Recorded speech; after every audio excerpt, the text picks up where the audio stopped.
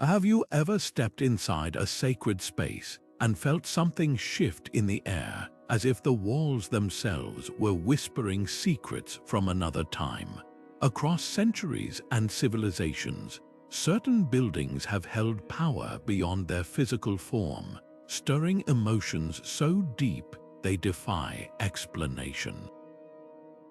But here's the twist. The true masterminds behind these spiritual wonders often remain hidden in history's shadows. Today, we're pulling back the curtain on the forgotten architects of sacred spaces, the visionaries who didn't just construct buildings, but engineered experiences of the divine. These unsung geniuses wielded geometry like a sacred language, aligned stones with celestial movements, and embedded layers of meaning into every arch and altar. Their work wasn't just about shelter, it was about shaping souls. Think of the last time light poured through stained glass, painting the floor with colors that felt alive, or the way echoes in a vaulted chapel seemed to carry prayers straight upward. These aren't accidents, they're the result of meticulous craftsmanship and profound spiritual insight. From the anonymous masons of medieval cathedrals to the temple builders of ancient civilizations, these architects understood something we've since forgotten: that spirituality can be designed. They manipulated space, sound, and light to create encounters with the sacred, leaving behind blueprints etched not just in stone, but in the human psyche. How did they do it? What hidden codes did they leave behind? And why have their names faded from memory while their creations still take our breath away? This journey isn't just about rediscovering lost techniques. It's about unraveling a mystery that bridges art, science, and the divine. We'll walk through hidden chambers where geometry becomes prayer, decode symbols meant to guide the soul, and meet the minds who turned architecture into alchemy. By the end, you'll never look at a sacred space the same way again, because once you see the fingerprints of these forgotten architects, you'll start noticing their legacy everywhere, in the curve of a dome, the precision of a shadow, the way a space can make silence feel sacred. Ready to uncover how ordinary humans engineered the extraordinary? Let's begin. What transforms ordinary stone and timber into something sacred? It's not just the presence of rituals or prayers, it's the deliberate, almost mystical manipulation of space itself. Picture standing in the heart of a centuries-old cathedral, where the ceiling stretches so high it seems to dissolve into the heavens. Or imagine the hush of a Japanese shrine, where every wooden beam and garden path is arranged to mirror the harmony of nature. These places don't just house spirituality, they generate it through design choices so precise they feel like divine inspiration. Take the pyramids of Egypt, for example. Their perfect alignment with the stars wasn't just for show, it was a way to tether the earthly realm to the cosmos. Or consider the labyrinthine caves of Ajanta in India, where flickering torchlight once illuminated frescoes in a way that made the walls appear to breathe. Sacred spaces are never accidental. They're engineered to trigger something deep within us, a sense of wonder, humility, or connection to something greater. Even the acoustics play a role. In Turkey's Hagia Sophia, whispers travel uncannily across the dome, as if the building itself amplifies secrets meant for the divine. But here's the real magic. These effects aren't reserved for grand monuments.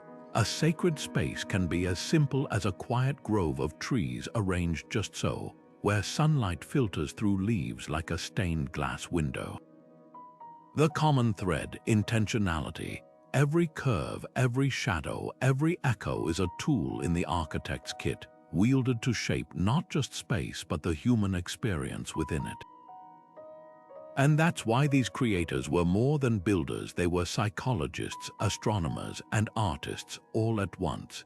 They knew that to craft a sacred space, you must first understand how light bends emotion, how sound stirs memory, and how geometry can feel like grace. So next time you walk into a place that makes your breath catch, pause, look closer.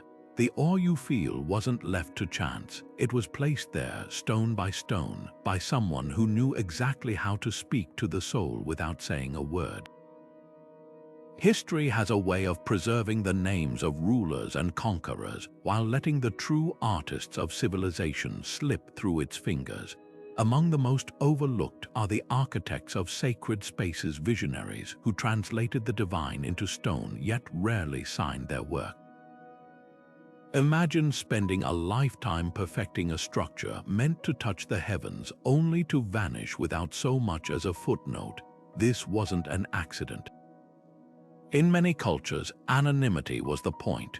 To leave one's name on a sacred building could be seen as arrogance, a theft of glory meant for the gods. So these masters hid their identities, embedding clues instead of signatures, a peculiar knot in a mosaic, a recurring symbol in the woodwork, or a hidden chamber with a single, weathered tool left behind like a whisper.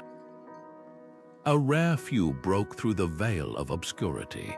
Imhotep, the genius behind Egypt's step pyramid, became so revered he was later worshipped as a god of wisdom. Anthemius of Byzantium, one of the minds behind the Hagia Sophia, left equations scrawled in margins, proving his work was as much mathematical as mystical. But for every name we know, there are thousands lost, like the unknown builders of Cambodia's Angkor Wat, who aligned every corridor with celestial precision, or the nameless artisans of Chartres Cathedral, whose stained glass seems to pulse with sunlight as if alive. Even when names survived, they often morphed into legend. Take the myth of Hiram Abif, the mythical architect of Solomon's temple, whose story became a cornerstone of Masonic lore. Was he real, a composite, a metaphor? The line blurs, leaving us to wonder how many other Hirams history swallowed whole. Why does this erasure matter? Because these architects weren't just technicians, they were philosophers who worked in stone. Their anonymity hints at a deeper truth. Sacred spaces were never about individual glory. They were collective acts of devotion where the craftsman's chisel was as holy as the priest's prayer.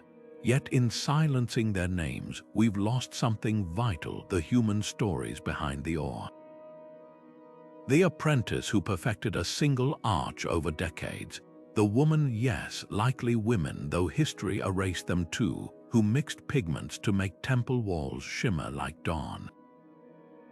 These creators understood that true sacredness lives in the details, the way a shadow falls at midday on a saint's feast day, or how a breeze through a cloister carries the scent of incense just so.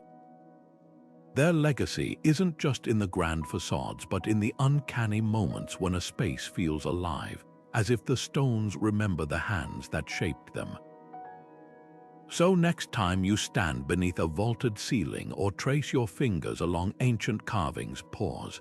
Someone stood there centuries ago, dreaming the same dream, not of immortality, but of transcendence. And though we may never know their names, their language of light and stone still speaks. To the architects of sacred spaces, a circle was never just a shape, it was the universe in miniature. The same geometric patterns repeat across cultures and centuries, not by coincidence, but because these builders were tapping into something deeper, the hidden grammar of creation itself. Walk into Chartres Cathedral and trace the labyrinth underfoot. That spiraling path isn't merely decorative. It's a cosmic map compressing the pilgrim's journey into a single, meditative footstep. Or stand beneath the dome of Florence's Santa Maria del Fiore, where every curve whispers Brunelleschi's secret, that heaven and earth meet in perfect proportions. These designs share an unshakable belief that numbers hold divine power. The golden ratio, that mystical 1.618, appears in everything from seashells to galaxies. Sacred architects wielded it like a key, embedding it in the Parthenon's columns and the pyramid's slopes. But why? Because when humans encounter this ratio, whether in a sunflower's spiral or a temple's floor plan, something primal stirs. It feels right, like glimpsing a truth too deep for words. Hindu temple mandalas take this further, turning geometry into a spiritual GPS. Their concentric squares and circles aren't just layouts, they're roadmaps for the soul, guiding devotees from the outer world inward toward enlightenment. Islamic architecture elevates geometry to prayer. Step into the Alhambra's starlit halls, where infinite tessellations bloom across walls like frozen hymns. These repeating patterns, never ending, never breaking, mirror the infinite nature of the divine. No random flourishes here. Every interlocking tile is a deliberate echo of cosmic order. Even the octagon, favored in mosques and baptistries alike, carries layers of meaning. 8 sides bridge the earthly, symbolized by the square, and the celestial, the circle, a visual alchemy transforming stone into metaphor. What's astonishing isn't just the precision, it's the universality. From the stone circles of Britain to the stepped pyramids of Mesoamerica, cultures who never met arrived at similar sacred geometries. Like detectives decoding nature's blueprints, these architects uncovered a truth modern science now echoes. That chaos is an illusion. Underneath reality's surface hums a silent, perfect order, and by shaping space to mirror it, they built portals to the transcendent. So the next time your eye lingers on a rose window's petals or a temple's echoing symmetry, remember, you're not just seeing art, you're reading a love letter from the ancients, written in the oldest language of all, the mathematics of wonder. Imagine standing in the darkened chamber of Newgrange on the winter solstice, as a slender beam of sunlight pierces through a perfectly aligned opening, flooding the tomb with golden light for just 17 minutes, a phenomenon that hasn't missed a single year in over 5,000. This wasn't luck, it was precision engineering of the highest order, a testament to ancient architects who didn't just observe the heavens but conversed with them. From Ireland's Neolithic passage tombs to the sun-scorched cliffs of Choco Canyon, sacred spaces were designed as celestial mirrors, reflecting the movements of the cosmos down to the minute. At Choco Canyon, a dagger of sunlight slices through a spiral petroglyph on the summer solstice, creeping downward like a celestial hourglass, a feat requiring generations of sky watching to perfect. The builders didn't just mark time, they weaponized light, turning it into a ritual object. Meanwhile, the Great Pyramid's shafts align with Orion's belt and Sirius, the brightest star in the sky, as if the structure were a terrestrial echo of the Duat, Egypt's starry underworld. These alignments weren't decorative, they were functional, turning architecture into a kind of spiritual technology that harnessed the rhythms of the universe. Why this obsession with celestial choreography? Because for these architects, the sky wasn't distant, it was alive. The solstices weren't just dates but moments when the veil between worlds thinned. At Angkor Wat, the spring equinox sun rises precisely over the central tower, crowning the temple with light in a symbolic marriage of earth and sky. In Machu Picchu, the Intihuatana stone casts no shadow at noon during the equinoxes, a stone sundial whispering to the gods. These moments transformed static stone into dynamic theater, where the cosmos itself became a participant in worship. The deeper genius lies in how these alignments served dual purposes. They were both practical calendars for planting and harvest, critical for survival, and metaphysical bridges. The same sunlight that warmed crops also awakened carvings of deities, as if the gods were stepping into the mortal realm.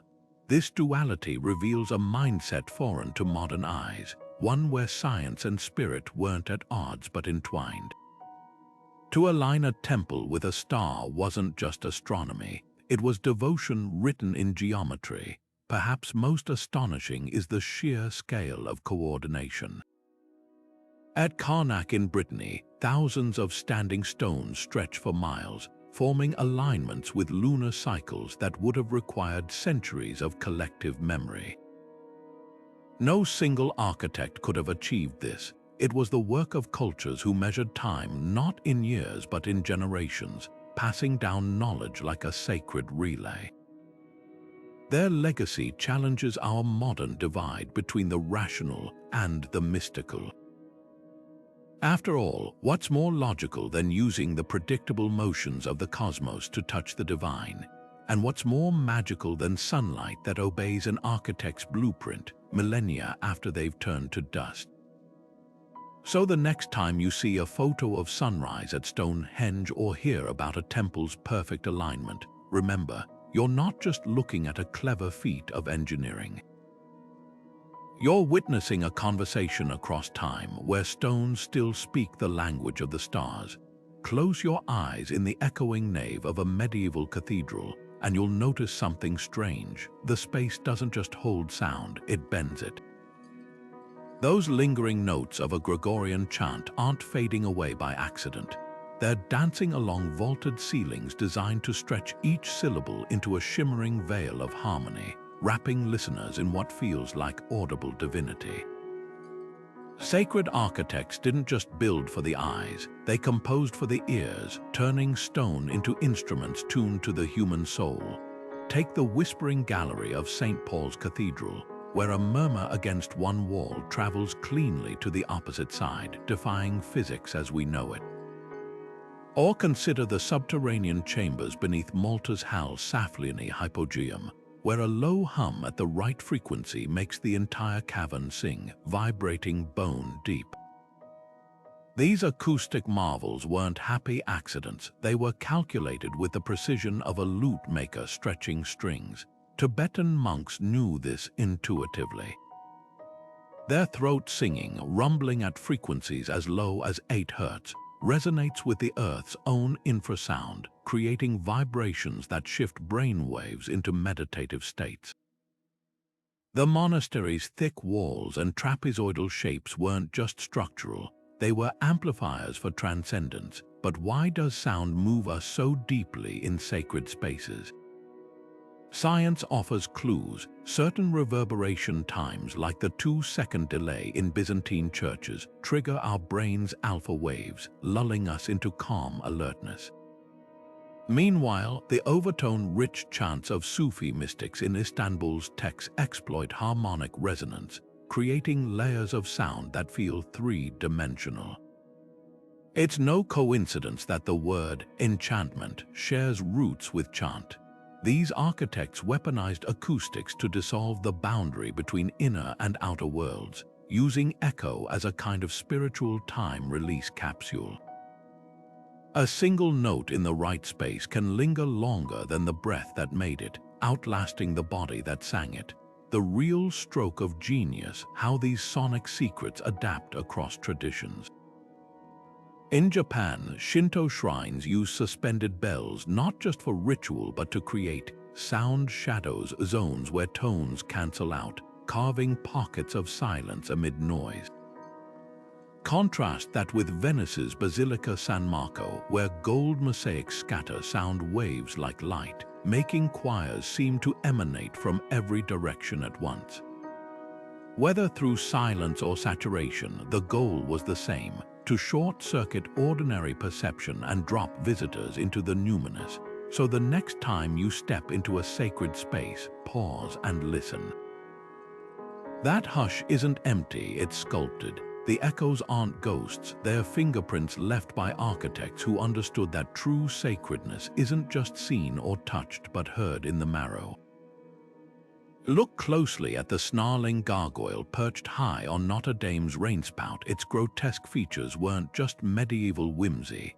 That stone guardian was placed there with surgical precision, its gaping mouth channeling rainwater away from sacred walls while its fierce glare warded off invisible threats. Sacred architects didn't decorate, they encrypted. Every flourish held dual purpose, a functional solution wrapped in layers of meaning. Hindu temple gateways, for instance, aren't mere entrances. Their towering gopurams, plastered with hundreds of deities, serve as cosmic scoreboards, each statue marking a step closer to enlightenment as pilgrims move inward from the profane world to the sanctum's heart. Even the act of stepping over the threshold becomes ritual, forcing a literal stumble to humble the ego before the divine. Egyptian temples took symbolism deeper, turning entire structures into hieroglyphs. The pylon towers flanking their entrances weren't just grand facades, they represented the Akhet, the horizon where the sun god Ra emerged each dawn. Walking through them reenacted the soul's rebirth, with the courtyard beyond symbolizing the primordial marsh of creation. Every column was a papyrus stalk frozen in stone, their clustered shafts mirroring the Nile's fertile reeds. The message was clear: to enter was to step into mythic time where daily rituals became cosmic events. Christian basilicas hid similar secrets in their very floor plans. The cross-shaped layout wasn't just practical, it transformed congregants into living symbols as they moved through the nave, physically retracing Christ's journey from suffering to resurrection. Even light played doctrinal games. In Gothic cathedrals, the rose windows' radial petals weren't merely pretty. They diagrammed the universe with Christ at the center, its stained glass filtering daylight into jewel-toned theology. But perhaps the most ingenious symbolism lies in what's absent. Buddhist Zen gardens master the power of emptiness, where raked gravel becomes ocean and uncarved rocks loom like islands. The blank spaces aren't unfinished, they're invitations, deliberately designed voids where the mind can project its own revelations. Similarly, Islamic calligraphy in mosques often avoids depicting living forms not as restriction, but as elevation. By reducing the divine to geometric patterns and flowing script, the architects forced worshippers to conceive of God beyond human limitations. These visual languages share a unifying thread. They trust the subconscious over the intellect. A peasant who couldn't read Latin could still feel the weight of a cathedral's vaults pressing heavenward. A Hindu child might not know the Upanishads but would intuit sacredness by passing through gateways that narrow like birth canals. Sacred architects knew symbols work best when they bypass logic to speak directly to the gut. That's why their creations still stir us centuries later. We don't just see their messages. We feel them in our bones long before we understand them with our minds. Consider standing beneath Chartres Cathedral's famed North Rose window as noon light strikes suddenly. The stone floor dissolves into a pool of cobalt and ruby, as if the very air has turned to liquid gemstones. This wasn't mere spectacle, it was sacred theater. Medieval glassmakers, working with techniques now lost to time, infused their pigments with minerals like cobalt and gold to create hues so vivid they seemed to vibrate with otherworldly energy. The famous Chartres blue, a shade unmatched even by modern chemistry, wasn't just pretty, it was theological. Blue symbolized the Virgin Mary's mantle, and by bathing worshippers in that light, architects quite literally wrapped them in divine presence. Islamic architects took light play even further. The dome of the rock's golden mosaics don't just reflect sunlight, they fracture it, sending prismatic shards dancing across marble floors in patterns that shift with the hour. In Spain's Great Mosque of Cordoba, hundreds of slender columns and striped arches create a hypnotic strobe effect, disorienting visitors just enough to dissolve earthly distractions. These weren't decorative choices, they were psychological tools. By manipulating light's behavior, architects induced states of awe and receptivity, preparing minds for revelation. Angkor Wat's builders weaponized sunlight with military precision. During equinoxes, dawn light climbs the temple's central tower in a carefully choreographed ascent, illuminating bas reliefs of creation, myths exactly as priests chanted corresponding verses. The effect worship didn't just describe cosmic events, it reenacted them in real time with light as the lead actor. Even the temple's orientation matters, facing west unusual for Hindu temples. It catches the setting sun, symbolizing death and rebirth. Every ray was scripted like liturgy. The true genius lies in how these light rituals bypassed intellect to speak directly to the subconscious. Stained glass narratives, like Canterbury Cathedral's windows depicting biblical stories, weren't just educational comics for the illiterate. When sunlight backlit scenes of Jonah swallowed by the whale or Lazarus rising, the colors saturated the air around worshippers, making them feel inside the story rather than observing it.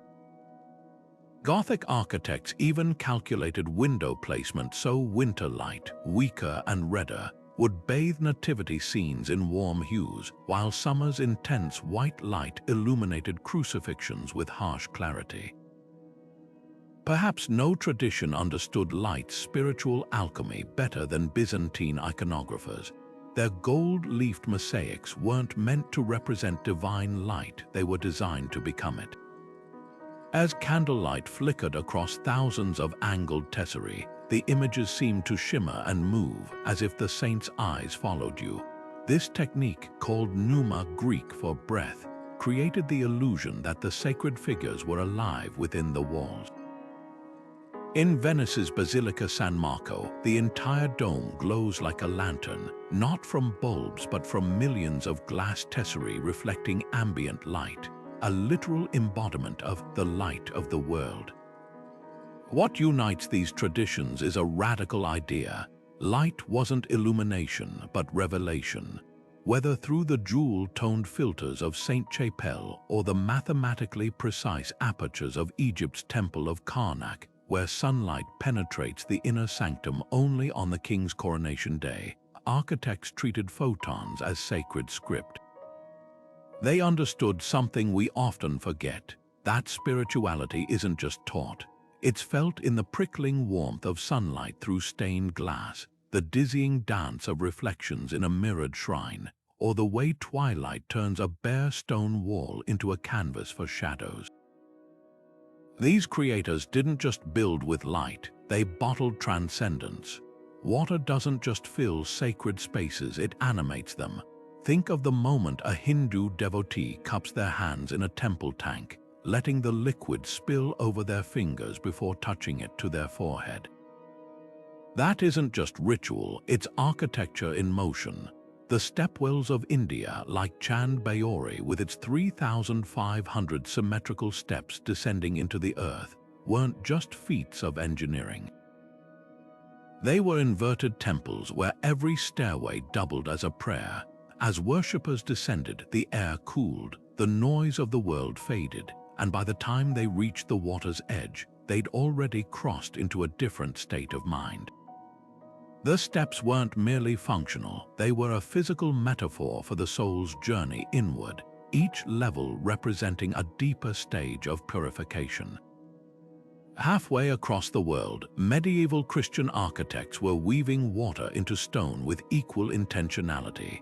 Baptismal fonts weren't placed randomly, they were positioned at the church's entrance, so every convert crossed through water before stepping into the nave, a reenactment of the Red Sea parting, of death yielding to life. Even the shape held meaning. Octagonal fonts mirrored the eighth day of creation, symbolizing rebirth beyond time. And then there were the cloister fountains, where the sound of trickling water wasn't just pleasant background noise. It was a deliberate acoustic veil, masking worldly distractions so monks could hear the subtler voice of the divine. But water's sacred power wasn't just symbolic, it was alchemical. In Japan's Shinto shrines, the Temazuya water pavilion forces visitors to slow down, washing hands and mouth in precise sequences before approaching the kami spirits. The ritual isn't about hygiene, it's about resetting the senses. Cold water on skin, the sound of a ladle against stone. These sensations snap the mind into the present, carving out a pocket of mindfulness before worship. Islamic gardens took this further, channeling water into geometric rills that mirrored the four rivers of paradise. The way light played on those moving surfaces turned courtyards into living mosaics where reflection and reality blurred, a meditation on the nature of existence itself. Perhaps most astonishing were the Roman nymphea, public fountains that transformed civic spaces into thresholds of the sacred. The water wasn't just decorative, it was charged. Priests of Asclepius would direct patients to sleep near murmuring fountains, believing the sound carried healing properties. Every droplet was a conductor, whether for blessings, as in Buddhist monks' ceremonial sprinkling, or for transcendence, like the sacred rivers of Varanasi where ashes merge with the Ganges current. Architects understood something we often forget. That water isn't a passive element, it's a collaborator. When sunlight filters through a Byzantine baptismal font's ripples, casting dancing gold onto marble, or when monsoon rains cascade down a stepwell's tears like liquid stairs, these spaces don't just contain water, they perform with it. So the next time you dip your fingers into a holy font or pause by a reflecting pool, remember, you're not just encountering water, you're touching an ancient technology perfected over millennia, designed to turn the most ordinary substance on Earth into a bridge between worlds. Behind every sacred stone lies a shadow, a whispered tradition of knowledge too potent to be shared openly. The master builders of antiquity didn't just pass down techniques, they encoded them in rituals, binding apprentices to oaths that treated geometry like forbidden magic. Take the medieval stonemasons' lodges, where compass and square weren't merely tools but emblems of cosmic order. To earn the title of master, a craftsman had to prove more than skill with a chisel. He underwent initiations steeped in allegory, reenacting the myth of Hiram Abif, the mythical architect of Solomon's temple who chose death over betraying his craft's secrets. These ceremonies weren't theater, they were mnemonics, embedding mathematical truths in stories that could survive centuries of upheaval. India's Vishwakarma caste operated similarly, their knowledge of temple construction guarded like state secrets. A Vishwakarma master wouldn't merely instruct an apprentice on how to carve a pillar.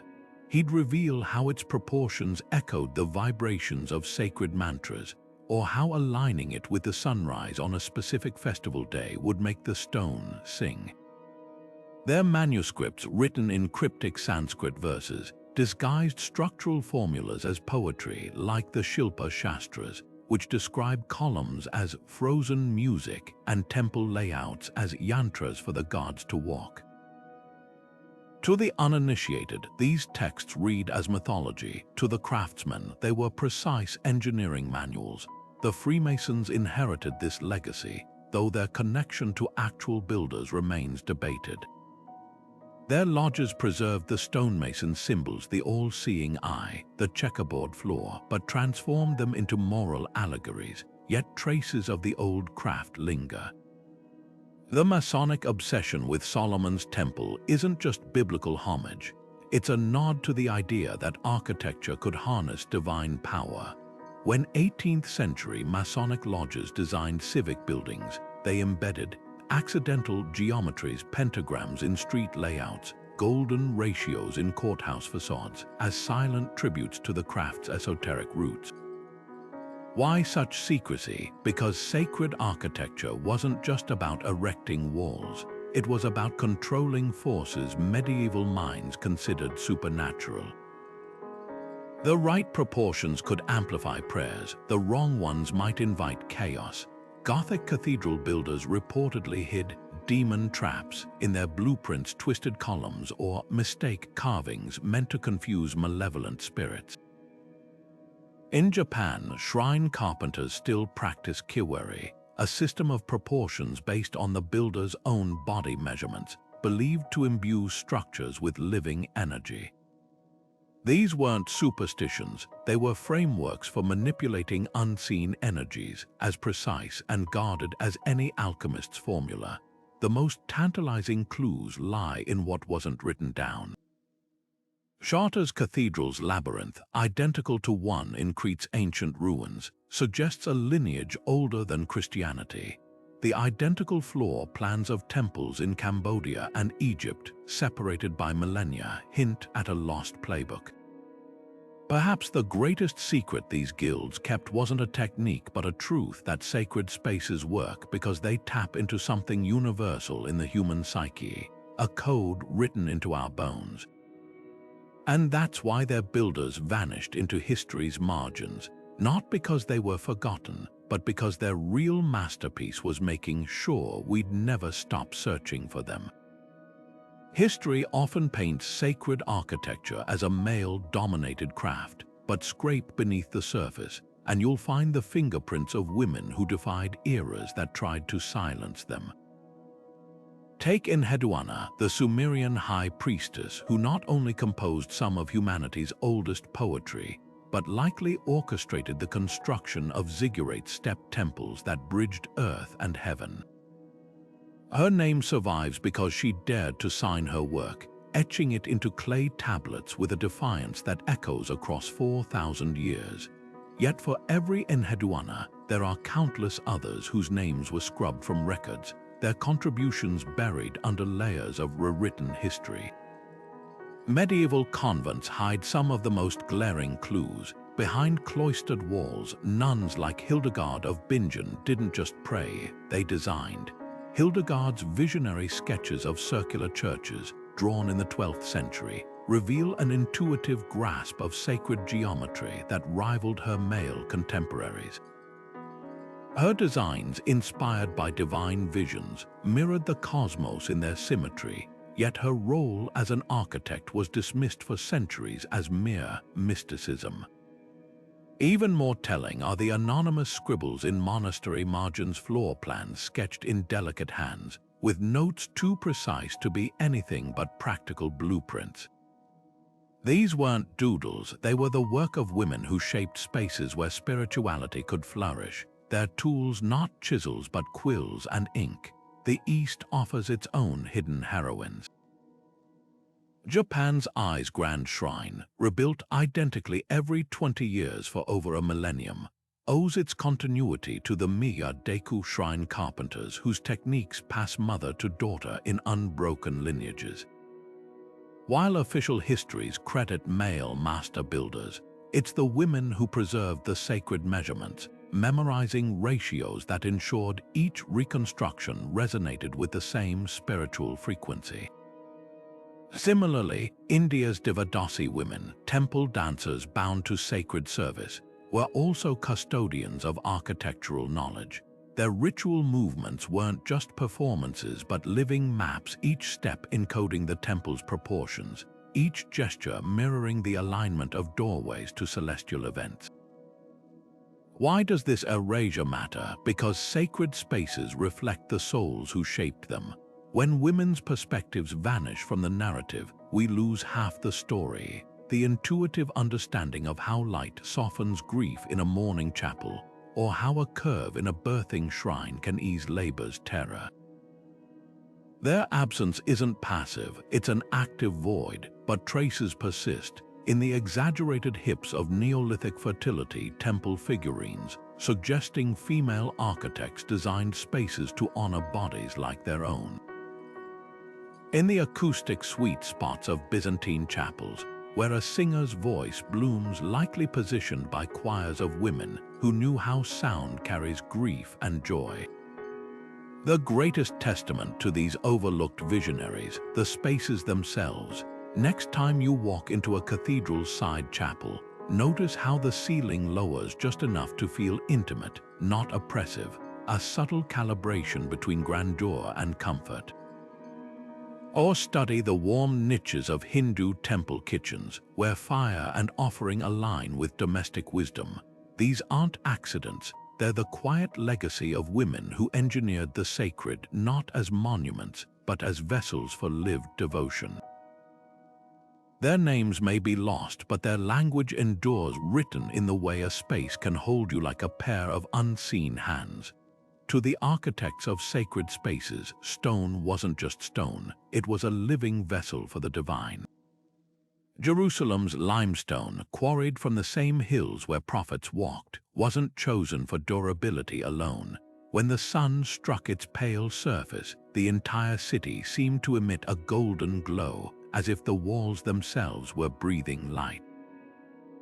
This wasn't mere aesthetics, it was alchemy. Builders believed the stone carried the land's memory, absorbing centuries of prayers and echoing them back to worshippers. Even today, pilgrims run their hands along the western wall's weathered blocks, sensing something beyond geology, an energy the builders embedded intentionally, like a whisper trapped in rock. Half a world away, Tibetan monks mixed mercury into the mortar of stupas, not for structural integrity but for symbolism.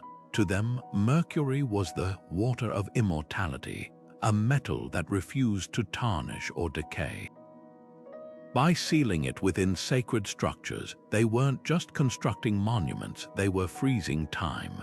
The same logic applied to the Bhutanese Dzongs, where iron ore from meteorites was forged into temple doors. Why? Because metal that fell from the heavens carried celestial power, turning thresholds into literal gateways between worlds.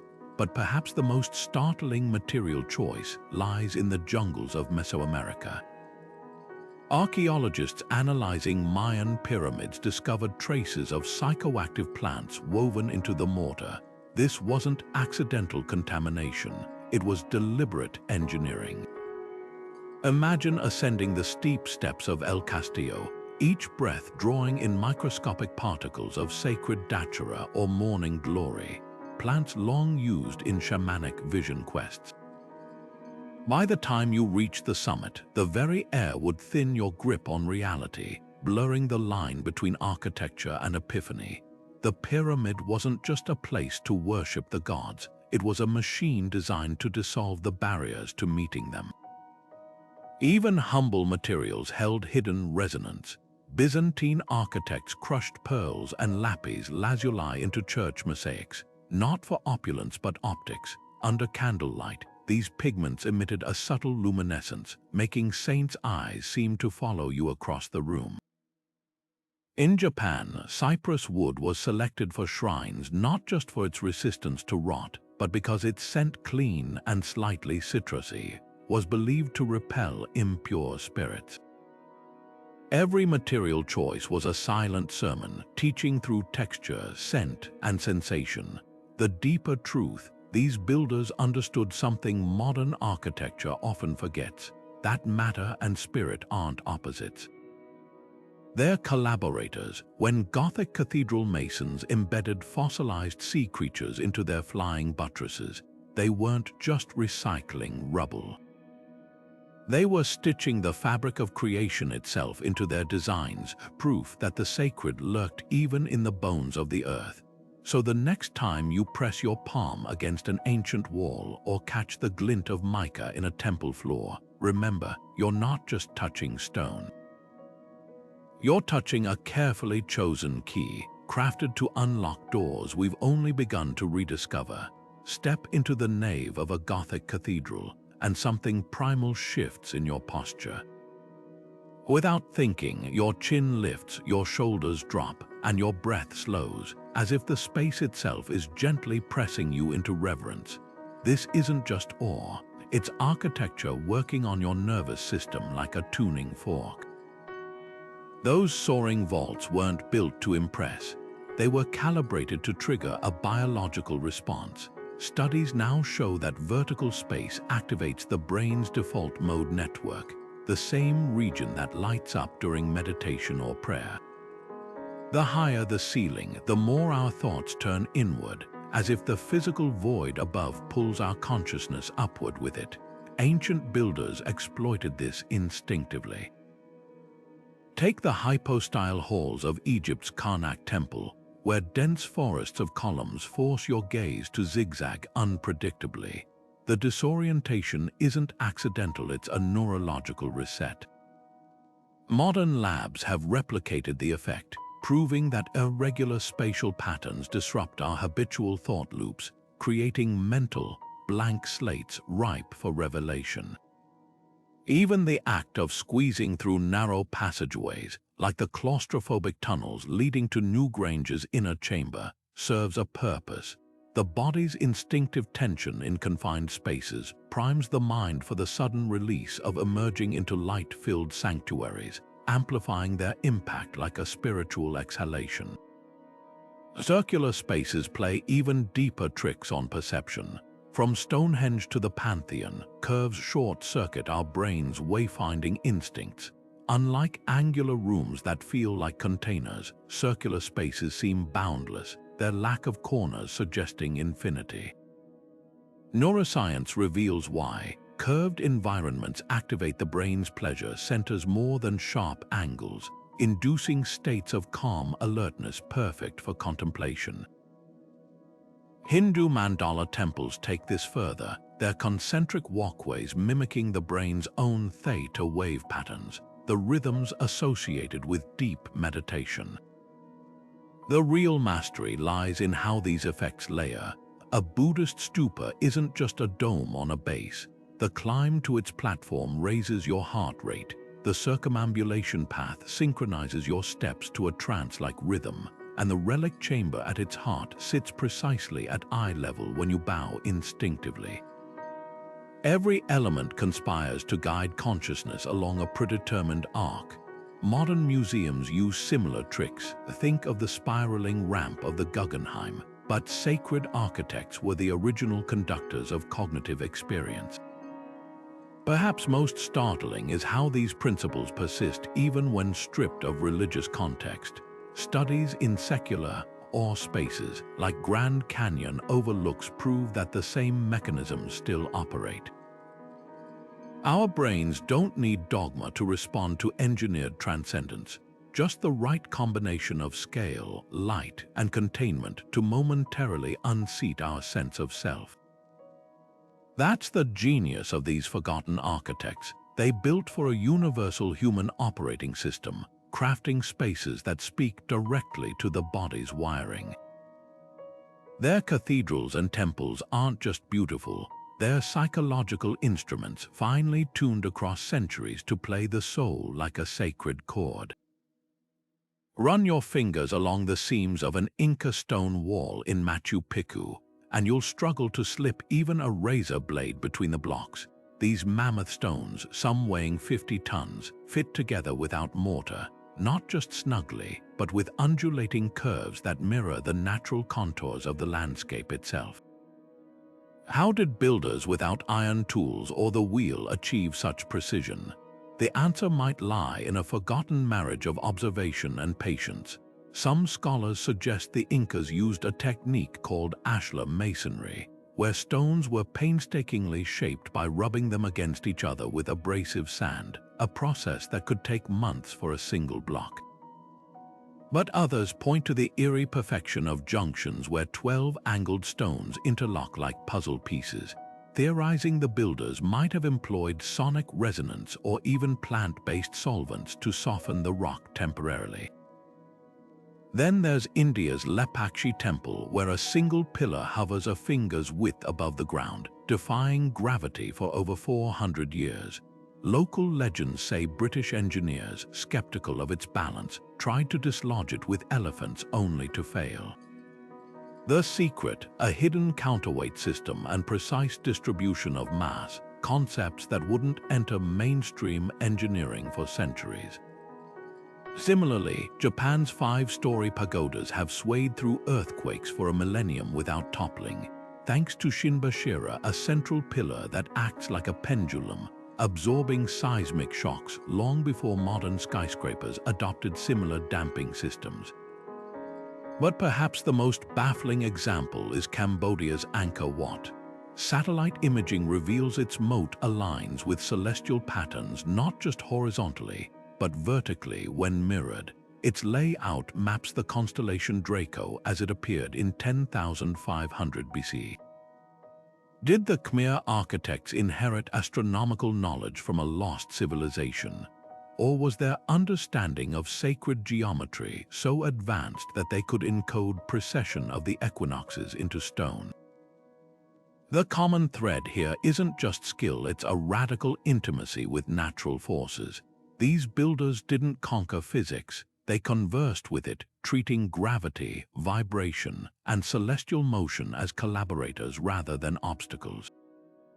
Maybe that's the real lost technology, not some mythical ancient gadget, but a way of seeing the world where every stone, every beam, every shadow was part of a living dialogue between earth and sky. Legends cling to sacred sites like shadows at dusk, whispers of architects who reached too far and paid the price. Consider the haunting tale of Jean d'Orbais, the mastermind behind Rheims Cathedral's soaring arches.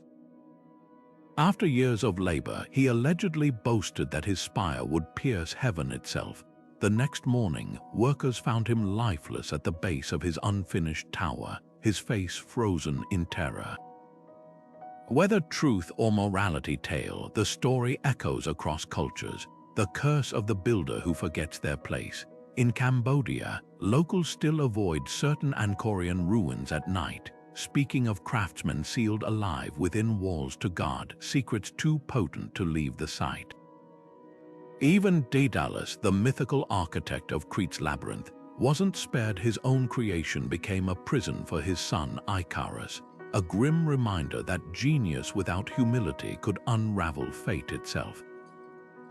These weren't just ghost stories, they were warnings etched into collective memory. Hindu temple texts speak of Vastu Purusha, the cosmic being said to inhabit every structure. Disturb his alignment during construction, and the very walls would rebel, cracking, leaning, or worse. Some South Indian shrines still keep mistake pillars, columns deliberately carved with flaws to appease the god of imperfections, a silent admission that no mortal hand could achieve true perfection. The Japanese went further, inscribing wooden amulets called ofuda into shrine beams to bind restless spirits that might otherwise resent the intrusion of human ambition.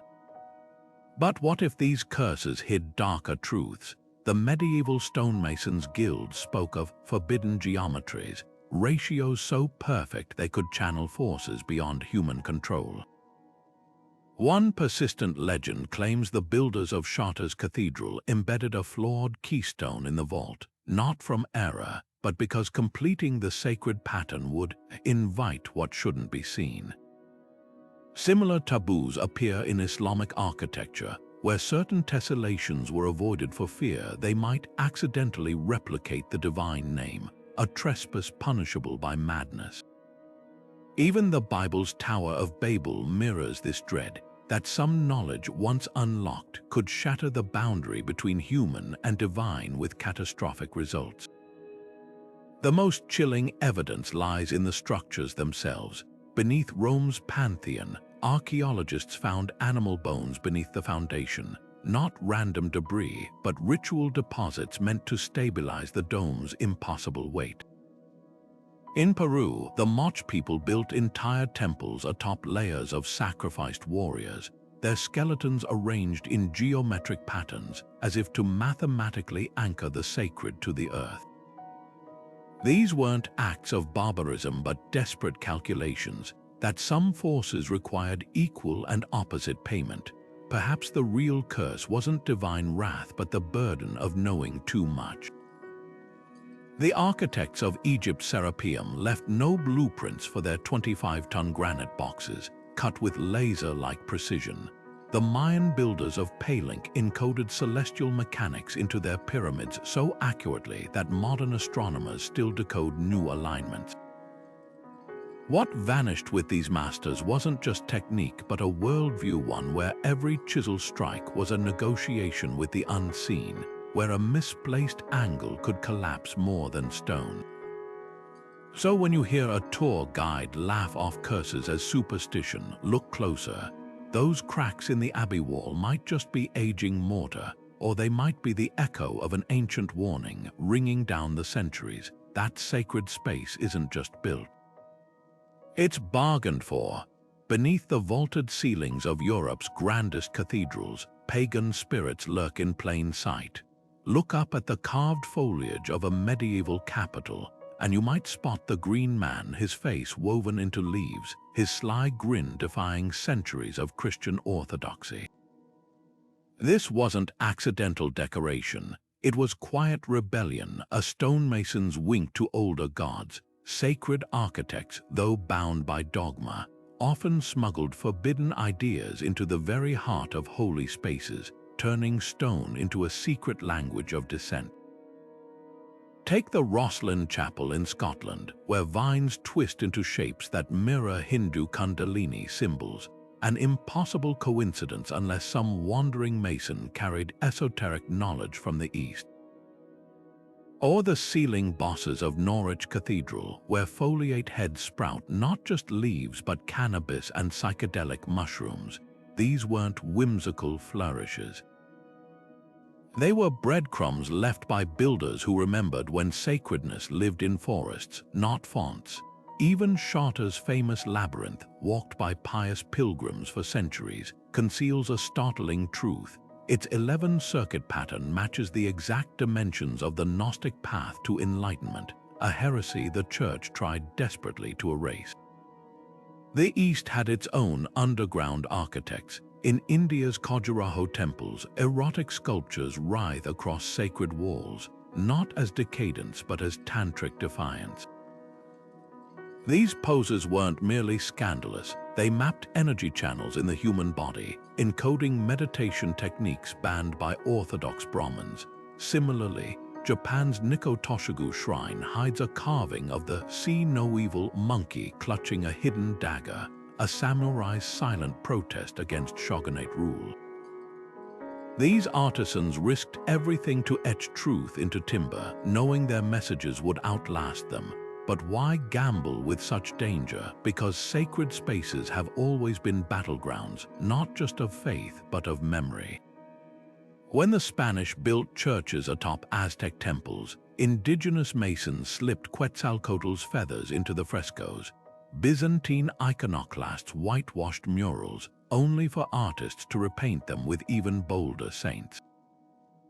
Each act of erasure bred subtler acts of preservation. A Celtic knot in a monastery manuscript, a Buddhist swastika disguised as a window lattice. These weren't mistakes. They were resistance, proof that stone could outshout swords. The most poignant rebellions are the quietest. In Portugal's Toma Chapel, a single column twists unnaturally, its spiral flouting every architectural canon. Local law claims the mason carved it so, a tiny act of imperfection to remind God that only the divine could create perfection. That twisted pillar still stands, a testament to the human need to leave fingerprints on the sacred, even when the cost was fire or blade. Because the greatest heresy wasn't in the symbols, it was in the act itself, daring to claim that the divine could speak through a chisel as surely as through scripture. Ancient architects didn't have laser levels or CD software, yet their precision humbles modern engineers. The secret, tools so elegantly simple they border on magical. Take the Greek dioptra, a brass circle mounted on a tripod that could measure angles down to fractions of a degree. More than just a surveying tool, it was a sacred instrument. When Byzantine engineers used it to plot the curve of Hagia Sophia's dome, they weren't just calculating load-bearing walls, they were tracing the arc of heaven itself. Then there's the Viking sun compass, a wooden disc with notches that caught the sun's shadow even through fog. Norse navigators used it to sail straight to Greenland's frozen shores, but recent digs suggest stonemasons adapted it too. Found near Scottish cathedrals, these discs bear mason marks matching the angles of window tracery. Imagine a Viking's navigation tool repurposed to align stained glass with solstice light, a perfect example of how sacred geometry borrowed from the pragmatic. But not all tools survived the march of time. The Groma, Rome's secret to arrow-straight roads, vanished with its creators, likely because its bronze parts were melted down for weapons.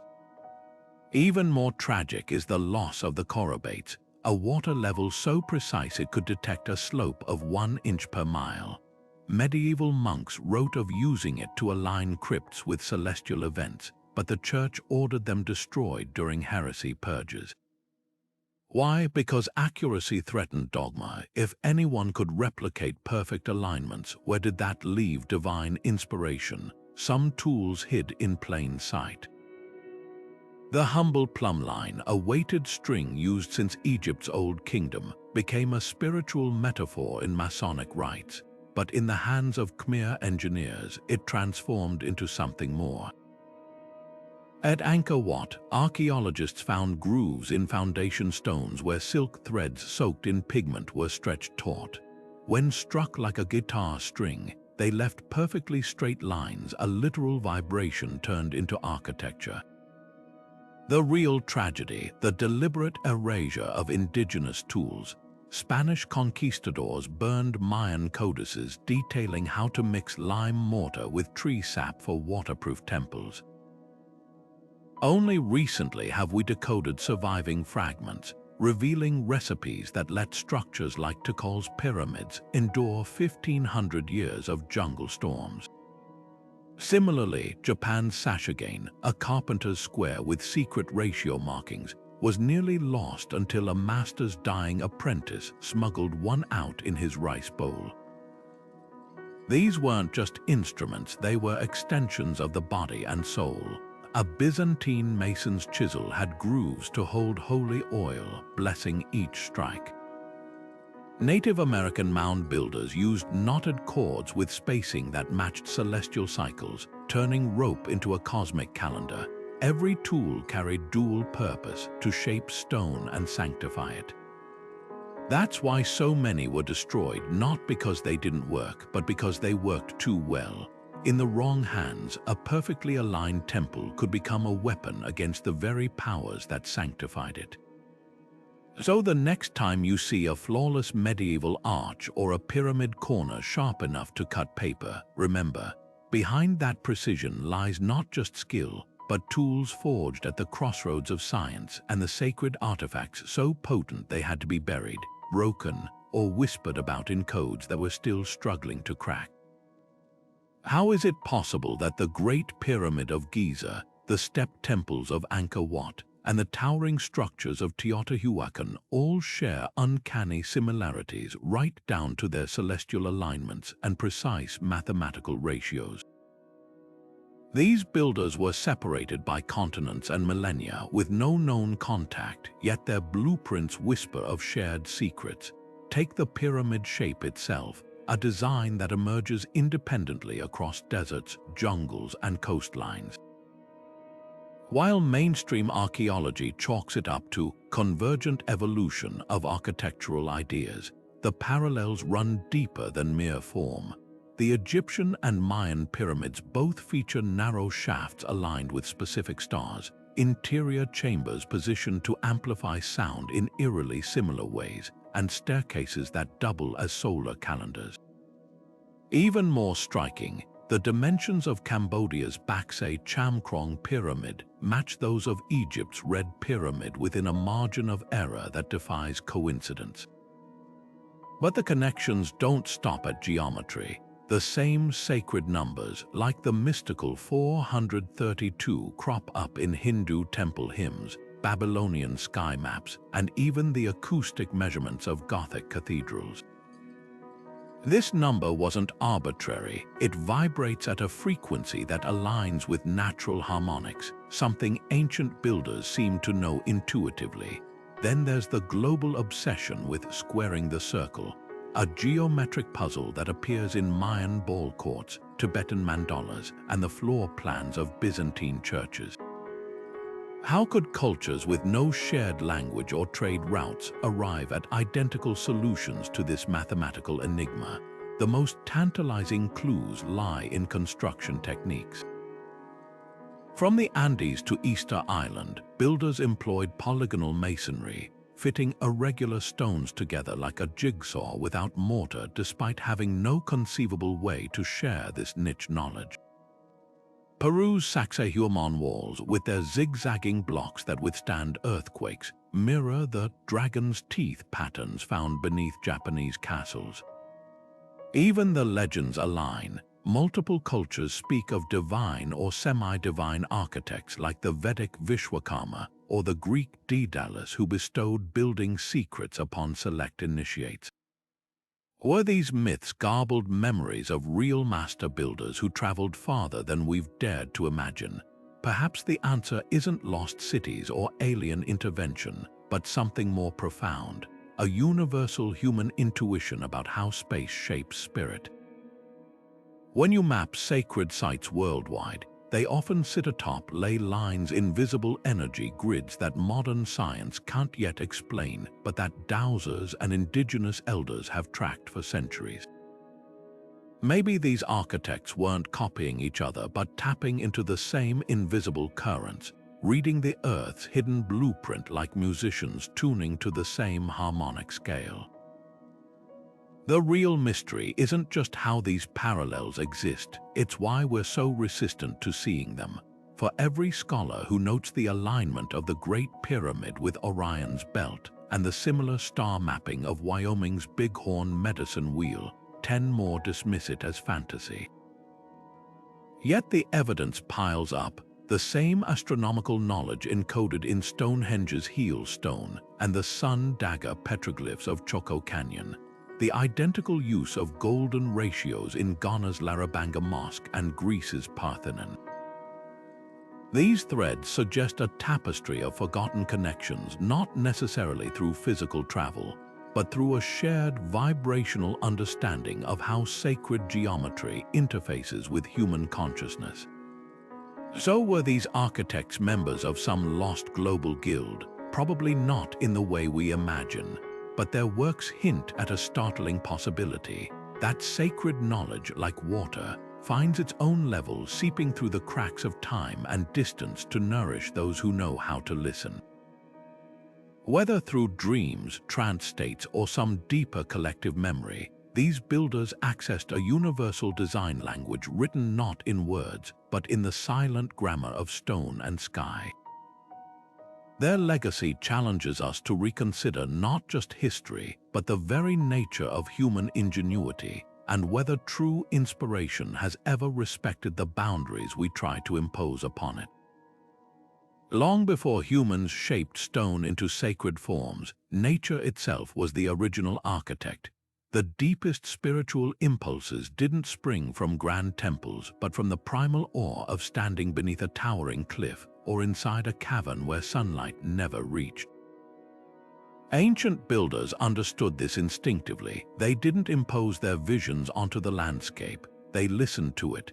Take the caves of Lascaux, where Paleolithic artists painted bison and horses not on flat walls but across undulating rock, turning natural contours into galloping limbs.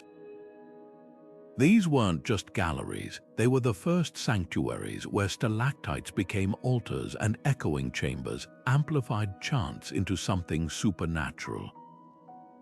This dialogue between the made and the born reaches its zenith at places like Göbekli Tepe, where 12,000-year-old builders carved T-shaped pillars resembling human figures, then deliberately buried the entire complex under thousands of tons of earth. Why? Perhaps because they recognized their temple wasn't truly finished until it returned to the womb of the land that inspired it. Half a world away, the Ajanta caves of India take the opposite approach. Instead of hiding their artistry, Buddhist monks carved prayer halls directly into cliffs, letting waterfalls cascade over doorways and tree roots weave through window grills. Here, architecture doesn't conquer nature. It marries it with frescoes of lotus flowers blending seamlessly into the living rock behind them. Mountains became the ultimate canvases for this sacred mimicry. In Tibet, the Kailash range isn't just the site of monasteries, it is the monastery. Pilgrims circumambulate the entire massif, treating its snowy slopes as walls and its passes as transepts. Similarly, Ethiopia's Lalibela churches weren't built up from the ground but down into it, chiseled from solid volcanic rock until they became geological extensions of the surrounding highlands. The builders knew something we often forget, that sacredness isn't manufactured. It's uncovered like a statue waiting in a block of marble. Even materials whispered secrets to those who listened. The Hagia Sophia's architect sourced porous volcanic stone for its dome, knowing its microscopic air pockets would amplify chants like a sponge holds water. Japanese shrine carvers selected cedar not just for durability, but because its resin released a citrusy scent in rain, turning storms into aromatic rituals. Every choice honored the intelligence already present in wood, stone, and water, a humility modern construction often lacks. The lesson etched into these spaces is clear: the greatest sacred architecture doesn't shout over nature's voice. It leans in and whispers, "Teach me." From the echoing sea caves where druids once chanted to the cliffside grottos of Cappadocia, where entire cities hide like secrets in the rock, spirituality has always begun with the Earth's own blueprint. Our ancestors didn't build to impress the gods. They built because the gods, or the wind, the water, the stone, had already shown them how. Walk into any modern city, and you'll find glass towers shooting skyward like crystalline weeds, impressive in scale, yet strangely hollow. Something fundamental shifted when sacred architecture traded reverence for efficiency. The Industrial Revolution didn't just change how we built, it rewired why. Suddenly, structures weren't crafted to commune with the divine, but to maximize square footage and minimize cost. Gothic cathedrals once took centuries to complete, with each mason's chisel stroke a meditation. By contrast, today's skyscrapers rise in months, their steel skeletons bolted together by workers who'll never see the finished roof. Speed became the new deity, and worshipping at its altar meant sacrificing the very elements that made sacred spaces transcendent: patience, intentionality, and that elusive quality the Romans called genius loci, the spirit of a place. Consider the fate of materials. Medieval builders hand-selected stones for their vibrational qualities, believing certain rocks sang when struck. Now, concrete pours from trucks in anonymous slurry, its formula optimized for compression strength rather than resonance. Even the geometry flattened. Where Gothic arches once traced the path of prayer heavenward, modern grids obey the sterile logic of steel framing. The sacred golden ratio, once encoded in every column, now survives mostly in corporate logos, a hollow echo of its original power. Yet there are rebels. Antoni Gaudi's Sagrada Familia in Barcelona stands as a defiant anachronism, its organic spires growing like petrified forest canopy since 1882. Gaudi rejected straight lines, declaring them the work of man, while curves belonged to God. His workshop revived medieval techniques, even suspising bags of sand to model perfect arch distributions, a stark contrast to today's computer-aided designs. The result, a building that doesn't just house worship but embodies it, with light fracturing through kaleidoscopic windows to paint the floor in ever-shifting constellations. The deeper loss isn't just aesthetic, it's neurological. Studies reveal that traditional sacred spaces with their fractal patterns, variable acoustics, and calibrated proportions trigger dopamine releases in the brain. Modern minimalist chapels, for all their clean lines, often leave visitors cold because they lack the visual richness our minds crave for transcendence. Japan's Ai's Grand Shrine, rebuilt identically every 20 years, understands this. Its recurring renewal isn't superstition but science. The human brain finds profound comfort in intricate, nature-mimicking designs. But hope glimmers in unexpected places. A new wave of architects like Thomas Heatherwick inject sacred sensibility into secular spaces. like his twisting vessel in New York, where staircases coil into a communal altar of sorts. Even tech companies now hire spatial psychologists to design offices with cathedral-like acoustics for focus. Perhaps we're relearning what ancient builders knew instinctively, that architecture isn't just about shelter, it's about shaping the soul. The question isn't whether modern materials can evoke awe, but whether we'll slow down enough to let them.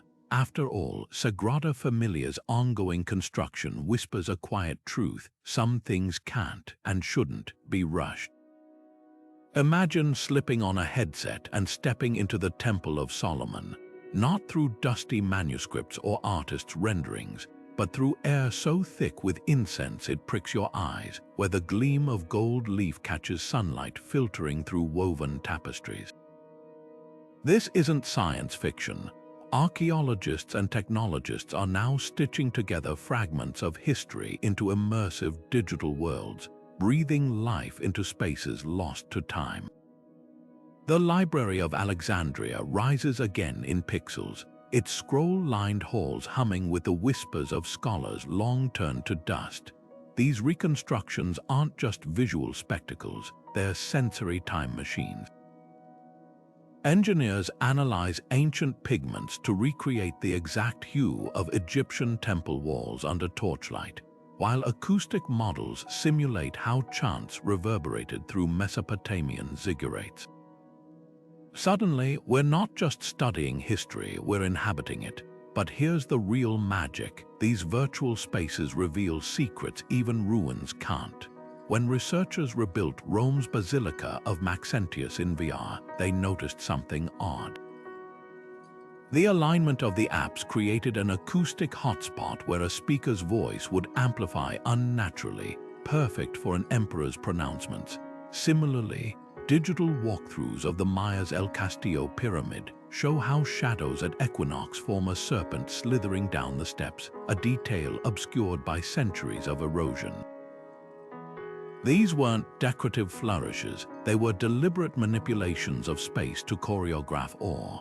Yet the most provocative question isn't how these spaces worked, it's whether their power can be replicated today.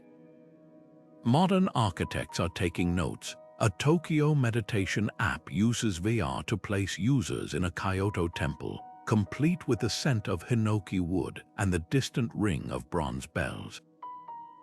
The effect brain scans show theta wave patterns mirroring those of monks in actual zazen. Meanwhile, Copenhagen's mindfulness installation projects fractal patterns from Gothic rose windows onto its walls, proving sacred geometry still triggers our neural reward centers. Critics argue no algorithm can capture the patina of ages, the way Chartres cathedral stones hold 7 centuries of whispered prayers, but perhaps that misses the point. These digital resurrections aren't replacements, they're conversations. When you stand in VR's reconstructed Hagia Sophia and crane your neck at the dome just as Byzantine worshippers did, you're not just observing history. You're feeling the weight of their wonder and realizing the same architectural alchemy that stirred souls then still resonates now. The pixels are new. The awe is ancient. Concrete can whisper prayers too, if shaped by hands that remember the sacred. Tadao Ando proved this with his Church of the Light in Osaka, where a brutalist concrete wall splits open to form a cross of pure sunlight. No stained glass, no gold leaf, just raw material and illumination colliding to create a moment so stark it vibrates with holiness. Ando didn't just design a chapel. He weaponized absence, stripping away everything but the elemental dialogue between shadow and revelation. His work asks a radical question: what if sacred space isn't about ornamentation but subtraction? Across the globe in India, Balkrishna Doshi answered differently. His Sangath architecture studio in Ahmedabad isn't a building, it's an ecosystem. Vaulted roofs coated in broken china shards scatter light like a prism, while sunken courtyards channel desert breezes into natural cooling systems. Here, the sacred isn't imposed. It emerges from the land's own logic, where every curve honors the monsoon's rhythm and every shadow aligns with the equinox. These modern masters share a secret with their ancient predecessors. They build for the body before the eye. Step into Ando's water temple on Awaji Island, and your feet sink into a stairway submerged under a lily-strewn pool. The descent is slow, deliberate, your gait forced into reverence by the water's resistance. It's a physical liturgy, echoing the baptismal fonts of early Christian basilicas or the submerged gateways of Hindu temple tanks. Doshi's buildings take this further, using texture as theology. Rough-hewn stone walls at his Sept University in Ahmedabad aren't aesthetic choices, they're tactile sermons. Running your fingers along their uneven surfaces becomes a meditation on imperfection, a counterpoint to the sterile smoothness of modern glass towers. Light remains their most potent tool, but now it dances with new partners. Ando's Chichu Art Museum in Nayashima burrows underground, yet somehow floods Monet's water lilies with daylight filtered through hidden lenses. The effect, paintings glow as if lit from within, dissolving the boundary between art and altar. Meanwhile, Mexico's Luis Barragan turned walls into canvases for chromatic spirituality. His convent chapel in Tlalpan bathes nuns in pools of pink and ochre, colors chosen not for beauty but for their proven neurological effects on contemplative states. Science confirms what these architects intuited. Warm hues lower cortisol, while vertical shafts of light trigger alpha brainwaves. Even secular spaces like Peter Zumthor's therm valves in Switzerland borrow sacred tricks. The spa's misty chambers use stone porosity to regulate humidity, creating a microclimate that mimics the cave temples of Cappadocia, where monks found God in the earth's damp breath. The real breakthrough lies in their rejection of nostalgia. These architects don't replicate Gothic arches or mimic pagodas, they distill their essence. Japan's Shai-Dru Ban proved this with his paper cathedral in Christchurch, New Zealand. After an earthquake shattered the city's stone church, Ban rebuilt it with cardboard tubes, a material both humble and profound. The tube's honeycomb structure absorbs seismic shocks while diffusing light into a gauzy luminescence, marrying ancient resilience with modern innovation. Similarly, Ethiopia's Mariam Sefer Gabai Church by Xavier Villalta uses perforated brickwork to cast ever-shifting constellations across its floors, updating the celestial alignments of Lalibela for the digital age. What unites these visionaries isn't a style but a stance. That sacredness isn't locked in the past. It's a living language waiting to be spoken in the materials and anxieties of now. When French architect Jean Nouvel draped the Louvre Abu Dhabi in a floating lace dome of 8,000 stars, he wasn't just referencing Islamic muqarnas. He created a rain of light that mirrors our fractured, networked world, a canopy under which all faiths and none can stand awestruck. The message is clear: the architects of tomorrow's sacred spaces won't be revivalists. They'll be alchemists transforming the ordinary, concrete, cardboard, even code into vessels for the numinous, because transcendence never went extinct. It just outgrew its old skins.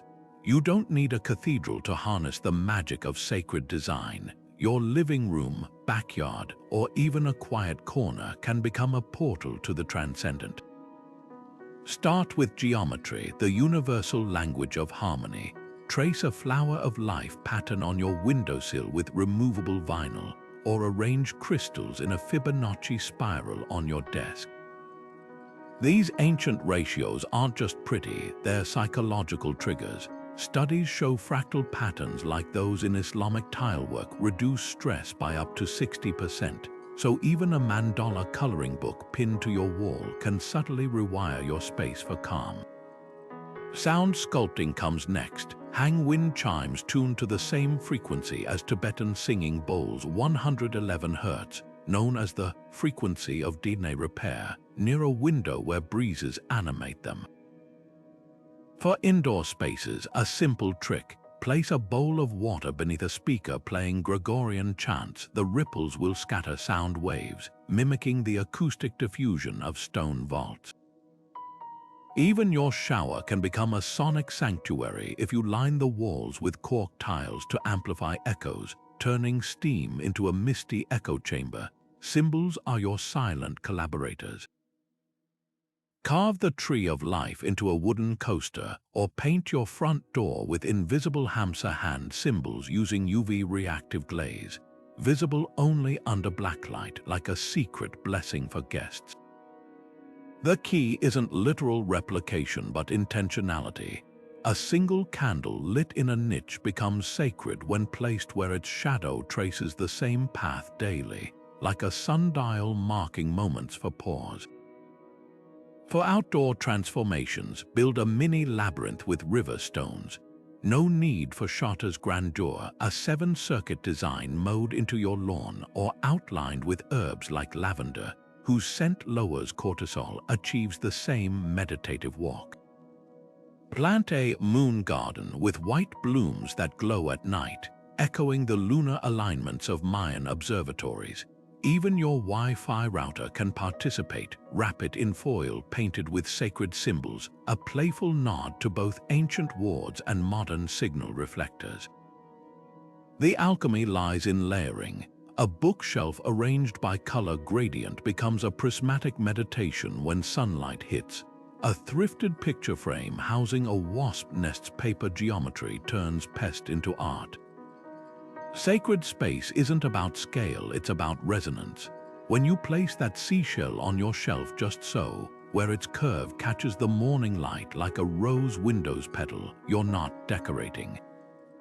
You're conspiring with centuries of builders who knew that divinity thrives in the details. The stones of Palmyra still remember the day the explosives tore through their columns.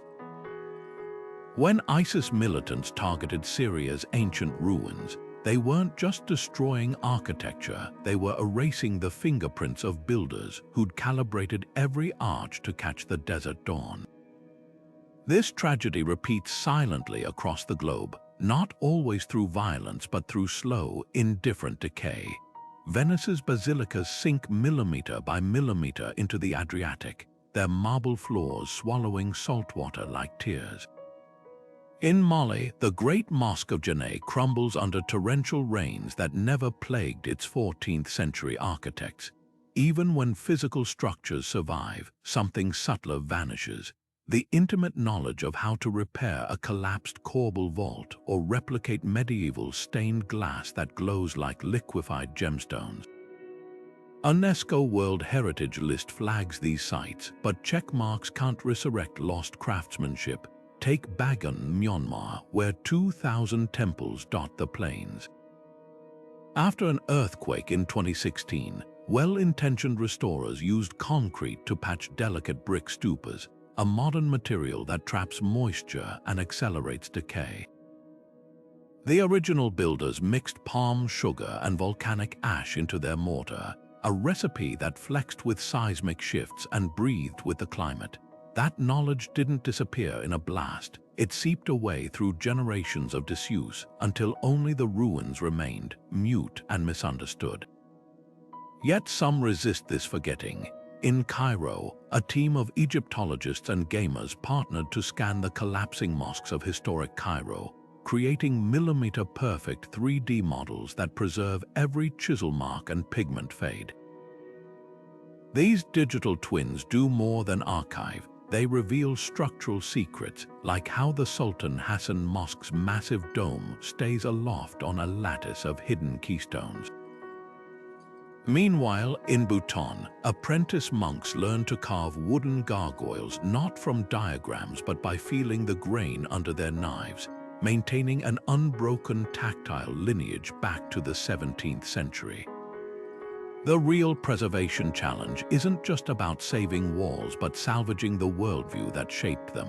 When Spanish colonizers dismantled the Aztec Templo Mayor, they reused its stones to build the Mexico City Cathedral, a literal layering of conquest. Today, archaeologists painstakingly separate these strata, not to revert to some imagined past, but to hear the original architects speak through their work. Every recovered fragment whispers, "This curve was calculated to frame the equinox sun. This step was worn smooth by bare feet in ritual dance." Perhaps the most radical act of preservation isn't restoration but reanimation. In Lalibela, Ethiopia, priests still scrape centuries-old wax from their cliff-carved churches' floors, mixing it with fresh beeswax to keep the original torchlight's golden glow. The blend isn't purely symbolic, it's chemistry, as the aged wax's patina softens new light just as medieval glaziers once did. This ongoing dialogue between past and present proves sacred spaces aren't relics. They're living conversations demanding we don't just protect their shells but rekindle the spark of ingenuity that first brought them to life. Because a temple is more than stacked stone, it's frozen thought, and without the minds to thaw it, we're left with only beautiful, silent corpses. The sudden emergence of Mesopotamia's ziggurats towering, terraced temples aligning precisely with Venus's cycles raises an unsettling question. How did the Sumerians, among the world's first urban societies, master celestial mathematics and structural engineering overnight?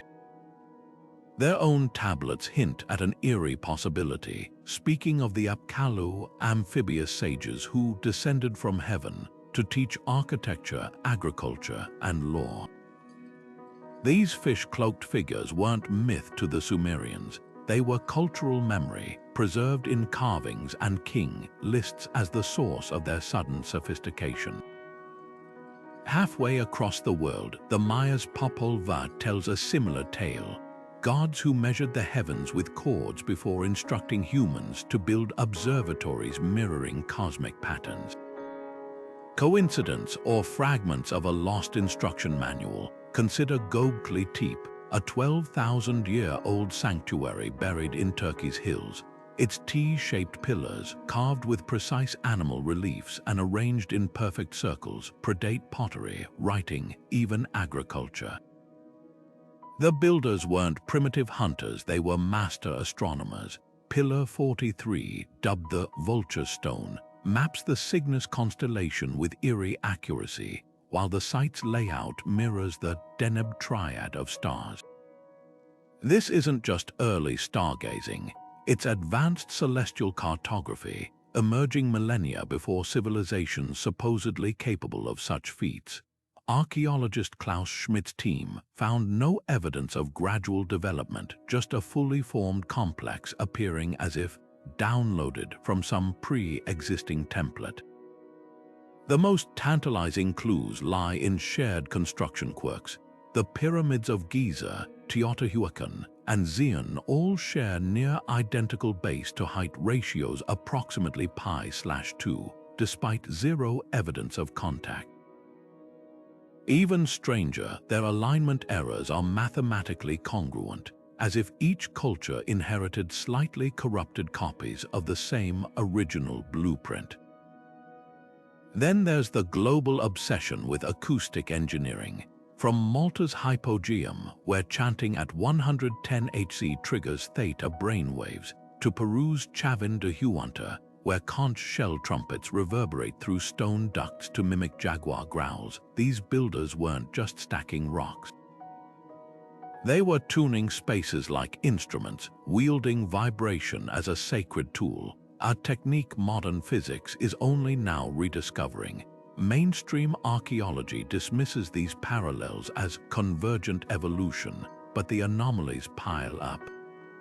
The Dogon people of Mali, with no telescopes, knew Saturn's rings and Jupiter's moons centuries before Galileo knowledge they attribute to amphibious Namo spirits, chillingly similar to Sumeria's Apkallu.